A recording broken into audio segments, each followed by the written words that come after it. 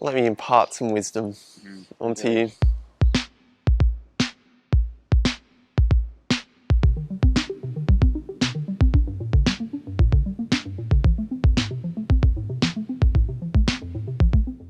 So yeah, my overall philosophy on training is quality over quantity, making sure that the intensity factor's up nice and high. So I really only do about 16 hours a week, but in those 16 hours, I'm getting a lot of TSS done. Just doesn't suit our style of racing to be doing big Ks. I'm not doing 200 plus K stages, so all our stuff is under 3 hours really. I think the biggest thing from, like my biggest philosophy of training at the end of the day is to keep it fun. Like obviously there's efforts you got to do, and I do find enjoyment in going out and nailing a session and being efficient, but I'm not a guy that can sit on an ergo and do Zwift. I just takes the fun out of cycling at the end of the day. That's why I ride my bike, is for fun. So my training philosophy is that it's really important to focus on your form and technique before you get too focused on your power. You want to make sure that you're engaging the crank every part of the pedal stroke. You want to make sure that you're efficient when you're riding, that you're aerodynamic, and then after you've conquered that and you're looking good on a bike, then you can start to focus on your power and your all that sort of thing. So my philosophy on training is definitely to train with specificity for each race you're doing. Say for something like Tour of Gippsland, it would be great to do crits every week, a lot of high intensity intervals and stuff like that. Doing work at speed, so like bunch rides like in Melbourne, North Road Long or the Hell Ride. That's my philosophy on training, training with specificity. Big training tips would be to don't be afraid to hurt yourself. Big thing with a lot of riders is they don't know how to hurt themselves. So that'd be my first one. Don't stop until the ride's over. Like in a race, it's not over till you cross the finish line. So don't go out and do like an hour of junk before your intervals, do your intervals, then stop and get a coffee, and then doing, you know, another hour of endurance.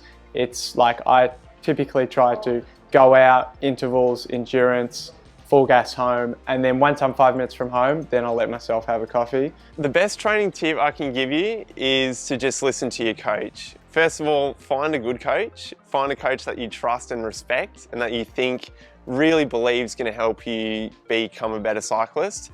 And then do what they say. They're a coach for a reason. They've probably got a qualification. So I believe even young riders, as young as 14, maybe 12, should even have a cycling coach. But it's a different type of coaching. It's more just general advice and how to keep it fun and interesting. Coach for a 12-year-old wouldn't be giving them certain sessions, they'd more be giving them advice like use your gears, spin more, maybe follow that wheel towards the end. So it's different types of coaching, but if you can get a coach for not too much money, I think it's even good for a 12-year-old. Recovery, recovery, recovery. You can't push the pedals the next day unless you've recovered from the first day. So carbohydrates to get the legs full of glucose so they can go again the next day. Coach prescribes, say, like 5-10 minute intervals, you know, starting at you know, and they're all supposed to be at threshold or something. I'll always try starting the first one at threshold and then gauging how I feel and always finishing strong. So building on that and like, you know, adding an extra minute or two just so I can get to like, you know, if I get to 10 minutes, I've done more than what's prescribed. And then I see, there's a 60 sign 50 metres up the road, I'll try go to there. The best way to get quality training in is racing. So if you can substitute, you know, 30-second efforts or 20 by 40s, racing is a good way of getting those in the program. It also helps you learn tactics, riding in a bunch under fatigue, all that sort of stuff. So yeah, I'd get out there and do as much racing, local club racing as you can. I just thought that hours were hours, and you know, I had my fitness up here at 140 CTL, and I tried to just hold that all year. But in July or August, I had been at that 140 CTL for 6 months or so, and I experienced some severe fatigue from that. And because of that, it's a feeling unlike any other. You're just so weak on the bike, and the drop-off of form was noticeable, like 30% less power in a week. And from that, I went and saw a few doctors, had blood tests, everything like that taken, and the only result was 2 weeks off the bike, and I got really sick because of that. You got to just have the fitness down here and then just make sure you're peaking for each event and not just trying to be a hero and do 25-hour weeks. Urban myths. I have tried a few urban myths. Best one was when my brother Ben was getting coached by an ex-professional from the 90s, and he would prescribe him sessions such as 4 hours in the 5311. Just leave it in that gear. It doesn't matter what else you do, just as long as you do 4 hours in the biggest gear that you have on the bike. And I thought, that's a great idea, so I started doing it, but it makes you slow. It makes you the least explosive cyclist you could possibly imagine. I really struggle with keeping weight down nice and low. So just after Tour of Tropics and Tour of Tweed, I decided to take the guys' advice, and you know, they said, how about you eat more, Jay, because you seem to be always hungry. So I was like, oh, okay, you know, I'll try that. I'll eat 3 meals a day, just increase my portion sizes a little bit. And the thing that I thought would happen, which they didn't think would happen, which happened, was the scales just went straight up. And yeah, so it's a lie. Eating more does not lose weight. So yeah. Definitely a big fan of the beetroot juice. Sometimes I'll smash that on like a weekend, like up in Bright if I'm doing a bit of training up there and it's hot, and I feel like, oh, I could probably doing a bit more to, you know, to help recovery. I'll go get some $4 beetroot juice at Woolies. Smash 60 ml of that before breakfast. My favourite metric to use to see if I'm fit is the CTL graph on today's plan. I used to stick to it religiously and have target CTLs for races. So for instance, there was a time where I'd want to come into this tour at least 100 CTL.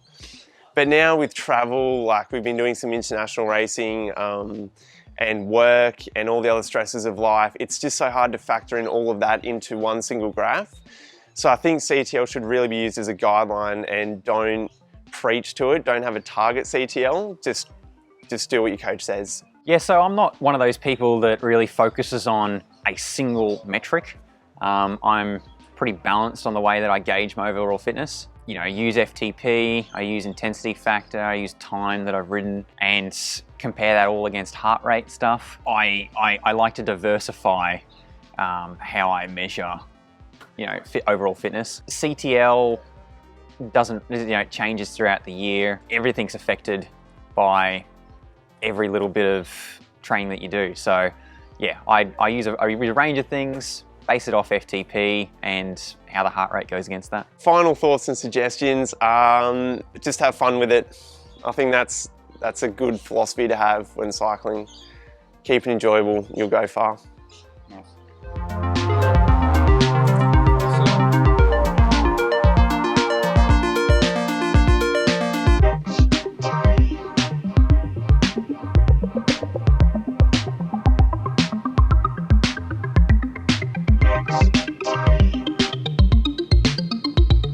Starchy rice water. Definitely when I cook my rice for like the week's meal, I'll just capture that water and put that in water bottles, and definitely helps with recovery.